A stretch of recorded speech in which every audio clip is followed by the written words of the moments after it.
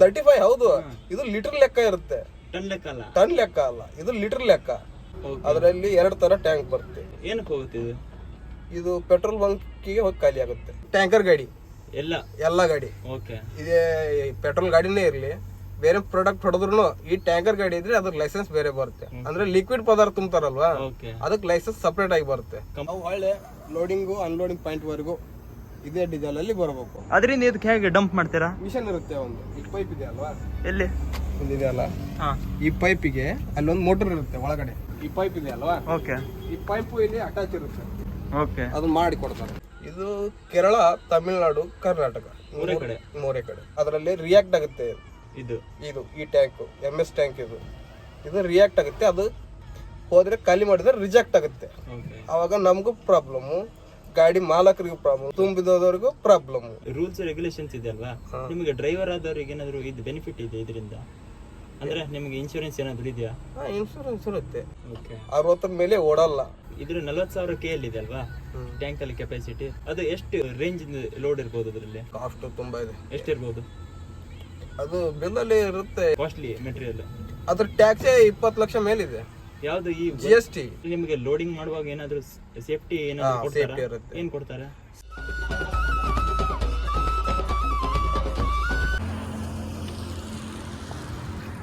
So friends, Tata 4825 diesel tank ಎಷ್ಟು litre ಇದೆ? 320 litre ಇದೆ ಡೀಸೆಲ್ ಟ್ಯಾಂಕ್. ಓಕೆ. 320 ಬರುತ್ತೆ, 3.25 ಬರುತ್ತೆ. ಓಕೆ.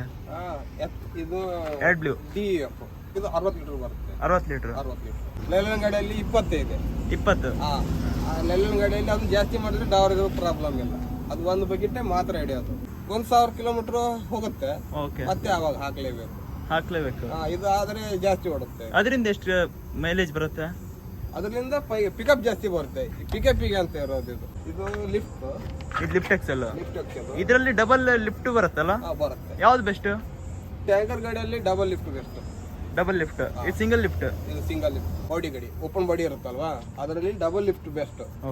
ಸಿಂಗಲ್ ಲಿಫ್ಟ್ ಪ್ರಾಬ್ಲಮ್ ಬರುತ್ತೆ, ಲೋಡಿಂಗು ಅನ್ಲೋಡಿಂಗ್ ಪ್ರಾಬ್ಲಮ್ ಬರುತ್ತೆ. ಒಂದೊಂದು ಪಾಯಿಂಟ್ ಅಲ್ಲಿ ಅನ್ಲೋಡಿಂಗು ಲಿಫ್ಟ್ ಮೂಲಕ ಆಗುತ್ತೆ. ಅವಾಗ ಸಿಂಗಲ್ ಟೈರ್ ಇದ್ರೆ ಅವ್ರು ಅನ್ಲೋಡ್ ಮಾಡಲ್ಲ. Double lift best. ಇವಾಗ ಟ್ಯಾಂಕರ್ ಗಾಡಿಯಲ್ಲಿ ಡಬಲ್ ಲಿಫ್ಟ್ ಬೆಸ್ಟ್. ಅಂದ್ರೆ ಲೆಂತ್ ಜಾಸ್ತಿ ಆಗುತ್ತಲ್ವಾ, ಗಾಡಿ ಗ್ರಿಪ್ ಆಗುತ್ತೆ, ಶೇಕ್ ಆಗೋದು, ಬಗ್ಗೋದು ಗಾಡಿ ಕಮ್ಮಿ ಆಗುತ್ತೆ. ಮತ್ತೆ ಬೇರೆ ಹೇಳ್ತಾರಲ್ಲ, ರಿವರ್ಸ್ ಹೋಗ್ಬೇಕಾದ್ರೆ ಅದು ಟರ್ನ್ ಆಗಿ ಎಕ್ಸೆಲ್ ಕಟ್ ಆಗುತ್ತೆ ಅಂತ. ಎಕ್ಸೆಲ್ ಕಟ್ ಆಗುತ್ತೆ. ಎಂಟಿ ಗಾಡಿ ಇರ್ಲಿ, ಲೋಡ್ ಗಾಡಿ ಇರ್ಲಿ, ನೀವು ಟರ್ನ್ ಮಾಡಿದ್ರೆ ಆಟೋಮೆಟಿಕ್ ಆಗಿ ಲಿಫ್ಟ್ ಮೇಲೆ ಹೋಗುತ್ತೆ. ಅವಾಗ ಟೈರ್ ಸವಿಯಲ್ಲ. ಸಿಂಗಲ್ ಟೈರ್ ಇದ್ರೆ, ಡಬಲ್ ಲಿಫ್ಟ್ ನಲ್ಲಿ ಸಿಂಗಲ್ ಟೈರ್ ಇದ್ರೆ ಲಾಸ್ಟ್ ನೇದ್ದು ಜಾಸ್ತಿ ಸವಿಯುತ್ತೆ. ಇದು ಟ್ಯಾಂಕ್ ಇದನ್ನ ನಾವು ಎಕ್ಸ್ಟ್ರಾ ಮಾಡ್ತೀವಿ. ಎಕ್ಸ್ಟ್ರಾ ಏನಕ್ಕೆ? 360 ಲೀಟರ್. ಅದಕ್ಕಿಂತ ಜಾಸ್ತಿ ಏನಕ್ಕೆ? ಒಮ್ಮೆ ಹಾಕ್ಸಿದ್ರೆ ನಾವು ಒಳ್ಳೆ ಲೋಡಿಂಗು ಅನ್ಲೋಡಿಂಗ್ ಪಾಯಿಂಟ್ ವರೆಗೂ ಇದೇ ಡೀಸೆಲ್ ಅಲ್ಲಿ ಬರಬೇಕು. ಇದರಲ್ಲಿ ಒಮ್ಮೆ ಡೀಸೆಲ್ ಕೊಟ್ಬಿಡ್ತಾರೆ ನಮ್ಗೆ, ಮತ್ತೆ ಹಾಕ್ಸೋ ಹೋಗಿಲ್ಲ. ಇಲ್ಲ, ಅದೇ ಡೀಸೆಲ್ ಅಲ್ಲಿ ಬರಬೇಕು. ಅದರಿಂದ ಇದಕ್ಕೆ ಹೇಗೆ ಡಂಪ್ ಮಾಡ್ತೀರಾ? ಮಿಷನ್ ಇರುತ್ತೆ, ಒಂದು ಈ ಪೈಪ್ ಇದೆ ಅಲ್ವಾ, ಎಲ್ಲಿ ಇದೆ ಅಲ್ಲ, ಈ ಪೈಪಿಗೆ ಅಲ್ಲೊಂದು ಮೋಟರ್ ಇರುತ್ತೆ ಒಳಗಡೆ, ಚೆಸಿ ಒಳಗಡೆ ಫಿಟ್ ಇರುತ್ತೆ. ಒಳಗಡೆ ಫಿಟ್ ಕಾಣಿಸಲ್ಲ ಅವ್ರಿಗೆ. ಅಲ್ಲಿಂದ ಇಲ್ಲಿಗೆ ಬರುತ್ತೆ. ಇದಕ್ಕೆ ಡಂಪ್ ಮಾಡ್ತೀರಾ? ಇಲ್ಲಿ ಡಂಪ್ ಮಾಡ್ತೇವೆ. ಈ ಪೈಪ್ ಇದೆ ಅಲ್ವಾ, ಈ ಪೈಪ್ ಇಲ್ಲಿ ಅಟ್ಯಾಚ್ ಇರುತ್ತೆ. ಇಲ್ಲಿದೆ ಅಲ್ಲ, ಈ ಪೈಪ್ ಅಟ್ಯಾಚ್ ಇರುತ್ತೆ. ಇದೇ ಮಾಡ್ಸಿರೋದು. ಅದು ಮಾಡಿ ಕೊಡ್ತಾರೆ. ಟ್ಯಾಂಕರ್ ಬಾಡಿ ಕಟ್ಸ್ತೀವಲ್ವಾ, ಅವಾಗ ಮಾಡಿ ಕೊಡ್ತಾರೆ. ಅವರೇ ಮಾಡ್ಕೊಡ್ತಾರೆ, ನೀವ್ ಹೇಳ್ಬೇಕಂತ ಇಲ್ಲ. ಹೇಳ್ಬೇಕಂತ ಇಲ್ಲ, ಅವ್ರು ಮಾಡ್ಲೇತಾರೆ. ಯಾಕಂದ್ರೆ ನಾವು ಜಾಸ್ತಿ ದೂರ ಹೋಗ್ತೇವಲ್ಲ, ಕೇರಳ ಪುರ ಹೋದ್ರೆ ಒಂದ್ ಸೈಡ್ 1100 ಕಿಲೋಮೀಟರ್ ಇದೆ. ನಾವು ಅಲ್ಲಿ ಡೀಸೆಲ್ ಬೇರೆ ಕಡೆ ಹಾಕಿ ಒಂದ್ ಕಡೆ ಹಾಕ್ಸಿದ್ರೆ ಅಲ್ಲಿ ಅನ್ಲೋಡ್ ಮಾಡಿ ಹೊಳ್ ಪಾಯಿಂಟಿಗೆ ಬರೋವರೆಗೂ ಇದೇ ಡೀಸೆಲ್ ಅಲ್ಲಿ ಬರಬೇಕು. ಅಡ್ಜಸ್ಟ್ ಆಗುತ್ತೆ. ಒಂದೇ ಟ್ಯಾಂಕ್ ಅಲ್ಲಿ ಹೋಗಿ ಬರಕ್ ಆಗಲ್ಲ. ಅವಾಗ ಏನ್ ಮಾಡ್ತಾರೆ, ಈ ಟ್ಯಾಂಕ್ ಅಲ್ಲಿ ಹಾಕಿ ಕಳಿಸ್ತಾರೆ. ಅಡ್ಜಸ್ಟ್ಮೆಂಟ್ ಆಗ್ಬಿಡತ್ತೆ. ಈ ಟ್ಯಾಂಕ್ ಅಲ್ಲಿ ಹಾಕಿದ್ರೆ ಸಪ್ರೇಟ್ ಕಂಪಾರ್ಟ್ಮೆಂಟ್ ಇದೆ. ಒಂದೇ ಏಕಿರಲ್ಲ ಇದು. ಇದರಲ್ಲಿ ಕಟ್ ಪೀಸ್ ಮಾಡಿರ್ತಾರೆ. ಇದು 5,000 ಒಂದು ಲಾಸ್ಟ್. ಉಳಿದೆಲ್ಲ 5 ಕಂಪಾರ್ಟ್ಮೆಂಟ್ ಇದೆಲ್ಲ, ಅದು 7,000. ಅದೊಂದೇ ಕಡಿಮೆ ಲಾಸ್ಟ್. ಏನಕ್ಕೆ? ನಮ್ದು 4,000 ಆಗ್ಬೇಕಲ್ಲ. ಹಾಗೆ ಎಲ್ಲ ಒಂದೇ ತರ ಇರ್ಬೇಕಂತಿಲ್ಲ. ಏನಿಲ್ಲ, ಹಾಗೆ ಒಂದೊಂದ್ ತರ ಮಾಲ್ ಹೆಚ್ಚು ಕಮ್ಮಿ ತುಂಬಿದು ಇರುತ್ತೆ. ಒಂದ್ ಕಡೆ ಹೋದ್ರೆ 35,000 ಇರುತ್ತೆ. ಅವಾಗ ಏನ್ ಮಾಡೋದು, 4 ಕಂಪಾರ್ಟ್ಮೆಂಟ್ ಕಮ್ಮಿ ಮಾಡಿಬಿಡೋದು. ಒಂದೇ ಮಾಲು ಒಂದೇ ಕಂಪಾರ್ಟ್ಮೆಂಟ್ ಪೆಟ್ರೋಲ್ ಟ್ಯಾಂಕರ್ ತರಲ್ಲ, ಆ ಥರ ಅಲ್ಲ. ಪೆಟ್ರೋಲ್ ಪ್ಲಸ್ ಡೀಸೆಲ್ ಇಲ್ಲ ಆ ಥರ ಅಲ್ಲ ಇದು. ಆ ತರ ಅಲ್ಲ. ಆ ಥರ ಅಲ್ಲ. ಇದು ಅನ್ಲೋಡಿಂಗ್ ಹೆಂಗ್ ಮಾಡೋದು? ಅಲ್ಲಿ ತೋರಿಸಿದ್ನಲ್ಲ ಹಿಂಗಡೆ, ಹಾ ಅದು ಅದನ್ನೇ ವಾಲ್ ಕೆಳಗಡೆ ಮಾಡ್ಬೇಕು. ಓಕೆ. ಅದಾದ್ಮೇಲೆ ಕಲೆಕ್ಷನ್ ಆಗಿ ಇಲ್ಲಿ ಬರುತ್ತೆ. ಸೈಡಿಂದ ಅನ್ಲೋಡಿಂಗ್, ಸೈಡಿಂದ ಇಲ್ಲ, ಕೆಳಗಡೆ ಇದೆ ಪಾಯಿಂಟ್, ಪೈಪ್ ಇದೆ. ಪೈಪ್ ಇದೆ ನೋಡಿ ಅಲ್ಲಿ ಕಾಣುತ್ತೆ. ಓಕೆ. ಆ ಪೈಪಿನಿಂದ ಇಲ್ಲಿ ಕರೆಕ್ಟ್ ಆಗಿ ಇರುತ್ತೆ. ಇಲ್ಲಿ ಪೈಪ್ ಹಚ್ಚೋದು, ಇಲ್ಲಿ ಮತ್ತೆ ವಾಲ್ ಬರುತ್ತೆ. ಇಲ್ಲಿ ವಾಲ್ ಓಪನ್ ಮಾಡಿದ್ರೆ ಅನ್ಲೋಡ್ ಆಗುತ್ತೆ, ಇಲ್ಲ ಅಂದ್ರೆ ಆಗಲ್ಲ. ಇದು ಲೋಡ್ ಗಾಡಿನಾ? ಹಾ, ಲೋಡ್ ಗಾಡಿ. ಅದಕ್ಕೆ ಸೀಲ್ ಇದೆ. ಹಾ, ಸೀಲ್ ಇದೆ. ಕಂಪ್ನಿಯವರು ಓಪನ್ ಮಾಡೋದು? ಹಾ, ಅಲ್ಲಿ ನಂಬರ್ ಚೆಕ್ ಮಾಡ್ತಾರೆ. ಓಕೆ. ಆ ನಂಬರ್ ಇಲ್ಲ ಅಂದ್ರೆ ಗಾಡಿನೇ ಅನ್ಲೋಡ್ ಆಗಲ್ಲ, ಮಾಡಿ ರಿಟರ್ನ್ ಬರ್ಬೇಕು. ಓಕೆ. ಆ ಸೀಲೇ ಮೀನ್ ನಮಗೆ.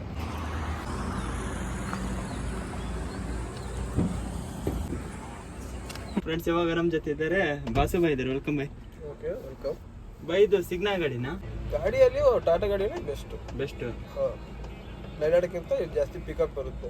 ಓಕೆ. ಮತ್ತೆ ಬೇರೆಲ್ಲ ಹೇಳ್ತಾರಲ್ಲ ಲೈಲ್ಯಾಂಡ್ ಬೆಸ್ಟ್ ಅಂತ. ಲೈಲ್ಯಾಂಡ್ ಎವರೇಜ್ ಅಲ್ಲಿ, ಓಕೆ. ಟಾಟಾ ಪಿಕಪ್ ಬಂತು, ಎವರೇಜ್ ಬಂತು, ಎರಡರಲ್ಲಿ ಬೆಸ್ಟ್. ಗಾಡಿ ಯಾವ್ದು ಆಪ್ನಲ್ಲಿ ಇರ್ಲಿಕ್ಕೆ ತೊಗೊಂಡು ಅಂದ್ರೆ ಪಿಕಪ್ ಜಾಸ್ತಿ ಇರುತ್ತೆ. ಟಾಟಾಗೆ ಪಿಕಪ್ ಜಾಸ್ತಿ, ಲೈಲ್ಯಾಂಡ್ಗೆ ಪಿಕಪ್ ಕಮ್ಮಿ, ಎವರೇಜ್ ಜಾಸ್ತಿ. ಓಕೆ. ಆದ್ರೂ ಟಾಟಾನೇ ಮಾಡ್ತಾರೆ. ಟಾಟಾನೇ ಎಲ್ಲರಿಗೆ ಜಾಸ್ತಿ ಯೂಸ್ ಮಾಡೋದು ಟಾಟಾನೇ. ಓಕೆ. ಲೈಲ್ಯಾಂಡು ಅದೊಂದು ಸ್ವಲ್ಪ ಏನೋ ಜಾಸ್ತಿ ಪಿಕಪ್ ಇರಲ್ಲ, ಅದಕ್ಕೆ ಸ್ಪೀಡ್ ಲಿಮಿಟ್ ಇದೆ. ಓಕೆ. 60 ಮೇಲೆ ಓಡಲ್ಲ. ಎಲ್ಲ ಗಾಡಿ ಎಲ್ಲ ಇವಾಗ BS6 ಅಲ್ಲಿ ಏನ್ ತೊಗೊಂಡಿದಾರಲ್ಲ 60ಕ್ಕೆ ಲಾಕ್ ಇಟ್ಟಿದ್ದಾರೆ. ಓಕೆ. ಅದನ್ನ ರಿಮೂವ್ ಮಾಡಿ ಓಡಿಸಿದ್ರೆ ಅಂದ್ರೆ ಅದು ವ್ಯಾರಂಟಿ ಪ್ರಾಬ್ಲಮ್ ಬರುತ್ತೆ, ಇನ್ಶೂರೆನ್ಸ್ ಕ್ಲೈಮ್ ಆಗಲ್ಲ. ಇನ್ಶೂರೆನ್ಸ್ ಕ್ಲೇಮ್ ಆಗಲ್ಲ. ಇದು 80ಕ್ಕೆ ಲಾಕ್ ಇದೆ. ಓಕೆ. ಅದಕ್ಕಿಂತ ಒಂದ್ ಸ್ವಲ್ಪ ಫಾಸ್ಟ್ ಹೋಗುತ್ತಲ್ವಾ, ಟೈಮ್ ಕವರ್ ಆಗುತ್ತೆ. ಟೈಮ್ ಕವರ್ ಆಗುತ್ತೆ, ಡ್ರೈವರ್ ರೆಸ್ಟ್ ಮಾಡಕ್ ಅನುಕೂಲ ಆಗುತ್ತೆ. ಓಕೆ. ಇದು ಟ್ಯಾಂಕರ್ ಗಾಡಿ, ಎತ್ನಾಲ್ ಹೊಡಿಯೋದು. ಎತ್ನಾಲ್ ಪೆಟ್ರೋಲ್ ಬಂಕಿಗೆ ಹೋಗುತ್ತೆ. ಓಕೆ. ಅದರಲ್ಲಿ 2 ತರ ಟ್ಯಾಂಕ್ ಬರುತ್ತೆ. ಒಂದು MS ಟ್ಯಾಂಕ್ ಅಂದ್ರೆ ಕೆಬ್ಬನ್ ಮಾಡಿರ್ತಾರೆ. ಓಕೆ. ಕೆಬ್ಬನ್ ಮಾಡಿದ್ರೆ ಅದರಲ್ಲಿ ಎತ್ನಾಲ್ ಮಾತ್ರ ಹೊಡೆಯೋದು. ಅದರಲ್ಲಿ ಇನ್ನೊಂದು SS ಟ್ಯಾಂಕ್ ಅಂತ ಬರುತ್ತೆ, ಅದರಲ್ಲಿ ಏನ್ ಬೇಕಾದ್ರೂ ತುಂಬಬಹುದು ಲಿಕ್ವಿಡ್ ಪದಾರ್ಥ. ಓಕೆ. ಏನಕ್ಕೆ ಹೋಗುತ್ತೆ ಇದು? ಇದು ಪೆಟ್ರೋಲ್ ಬಂಕಿಗೆ ಹೋಗಿ ಖಾಲಿ ಆಗುತ್ತೆ ಎತ್ನಾಲ್ ತುಂಬಿದ್ರೆ. ಪೆಟ್ರೋಲ್ ಬಂಕಿಗೆ? ಹಾ, ಅಂದ್ರೆ ಡೈರೆಕ್ಟ್ ಪೆಟ್ರೋಲ್ ಬಂಕಿಗೆ. ಅಂದ್ರೆ ಡಿವಿಷನ್ ಇರುತ್ತಲ್ವಾ, ಪೆಟ್ರೋಲ್ ಗಾಡಿ ಲೋಡ್ ಮಾಡ್ಕೊಂಡ್ ಬರ್ತಾವಲ್ಲ, ಹಾ, ಡಿಪೋ ಹೋಗಿ ಖಾಲಿ ಮಾಡೋದು ನಾವು ಎತ್ನಾಲ್ ತುಂಬಿದ್ರೆ. ಮತ್ತೆ ಇದರಲ್ಲಿನೇ ಸ್ಪಿರಿಟ್ ಅಂತ ಬರುತ್ತೆ. ಓಕೆ. ಅಂದ್ರೆ ಆಲ್ಕೋಹಾಲ್. ಓಕೆ. ಅದು ಫ್ಯಾಕ್ಟ್ರಿಗಳು ಖಾಲಿ ಆಗುತ್ತೆ, ಆಲ್ಕೋಹಾಲ್ ಫ್ಯಾಕ್ಟ್ರಿಗಳಿಗೆ. ಮತ್ತೆ ಶಾಂಪೂ ಬರುತ್ತೆ. ಓಕೆ. ಟೆಟಾಲ್ ಬರುತ್ತೆ, ಎಲ್ಲ ಇದೆ. ಕೊಬ್ಬರಿ ಎಣ್ಣೆ ಬರುತ್ತೆ, ಒಳ್ಳೆಣ್ಣೆ ಸಕ ತುಂಬಬಹುದು. ಓಕೆ. ಇದರಲ್ಲೆಲ್ಲ SS ಟ್ಯಾಂಕ್ ಅಲ್ಲಿ. ಇದು MS ಟ್ಯಾಂಕ್. MS ಇದರಲ್ಲಿ ಮಾತ್ರ ಎತ್ನಾಲ್ ಮಾತ್ರ ತುಂಬಬಹುದು. ಮತ್ತೆ ಆ ತರ ಕಬ್ಬಿನ ಫ್ಯಾಕ್ಟ್ರಿ ವೇಸ್ಟ್ ಬರುತ್ತೆ, ಅದನ್ನ ಬೇಕಾದ್ರೆ ತುಂಬಬಹುದು. ಆದ್ರೆ ಕಾಸ್ಟ್ಲಿ ಪ್ರಾಡಕ್ಟ್ ಇರ್ತಾವಲ್ಲ, ಶಾಂಪೂ, ಒಳ್ಳೆಣ್ಣೆ, ಕೊಬ್ಬರಿ, ಅದರಲ್ಲಿ ರಿಯಾಕ್ಟ್ ಆಗುತ್ತೆ.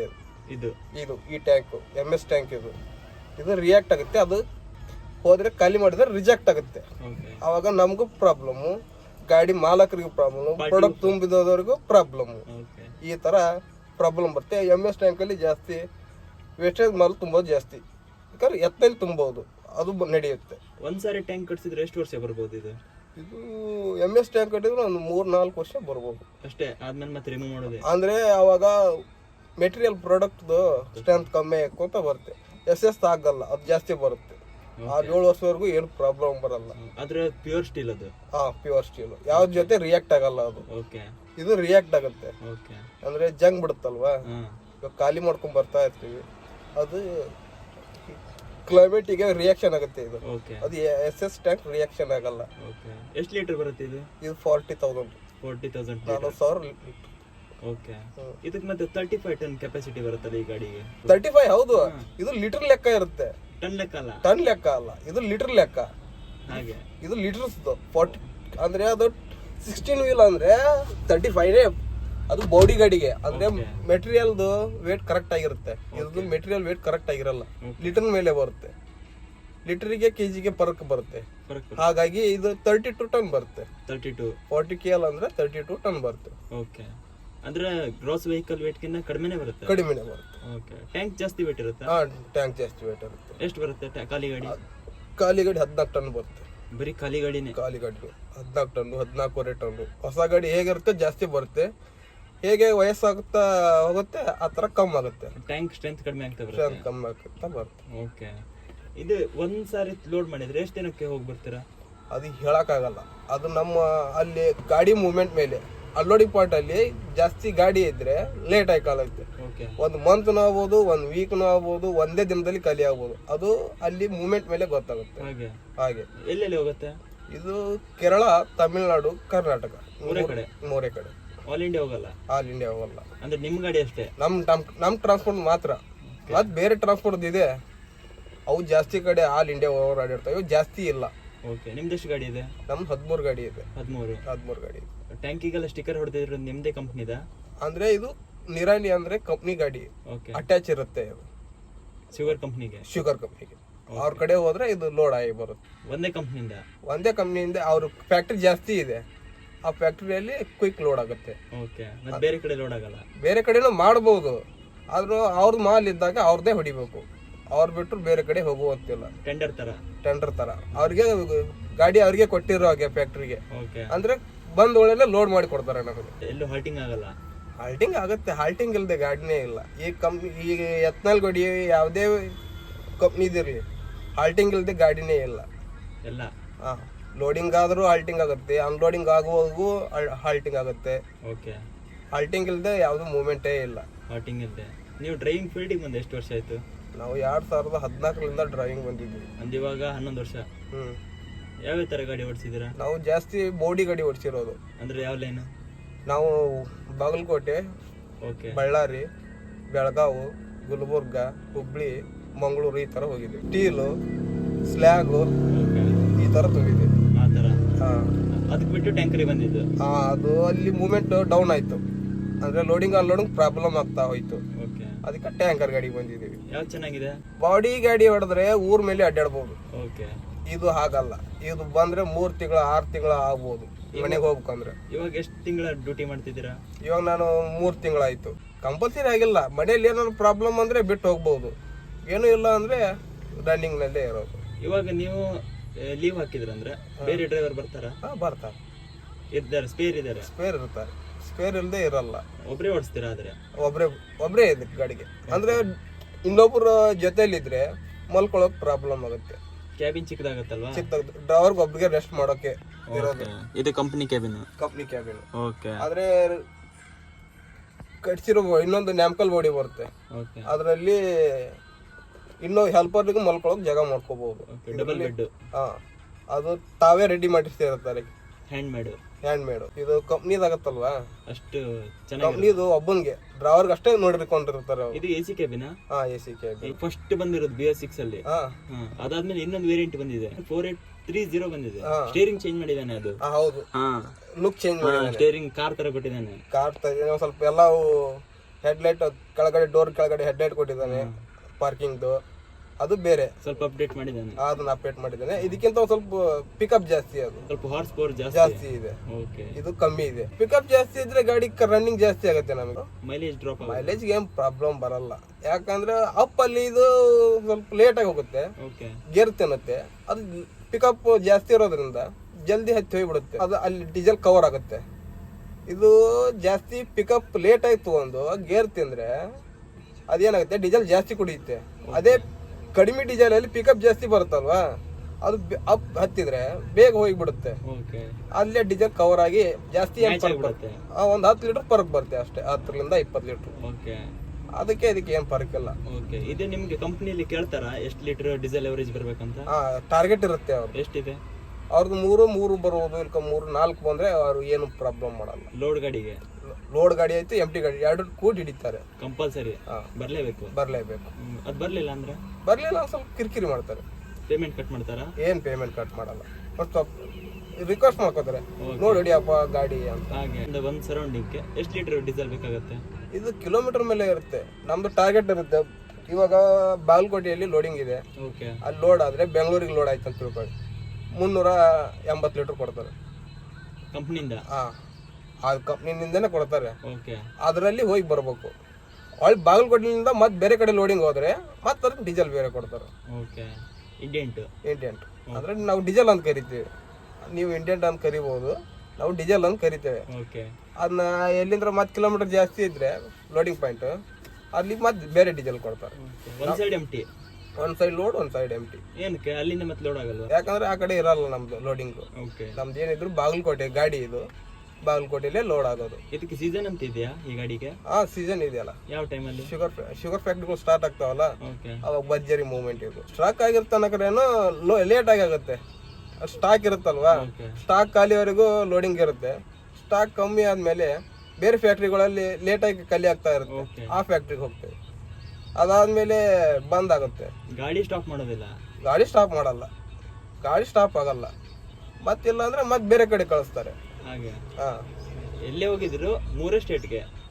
3 ಸ್ಟೇಟ್ಗೆ. ಅದು ಬಿಟ್ಟು ಮತ್ತೆ ಬೇರೆ ಕಡೆ ಹೋಗಲ್ಲ.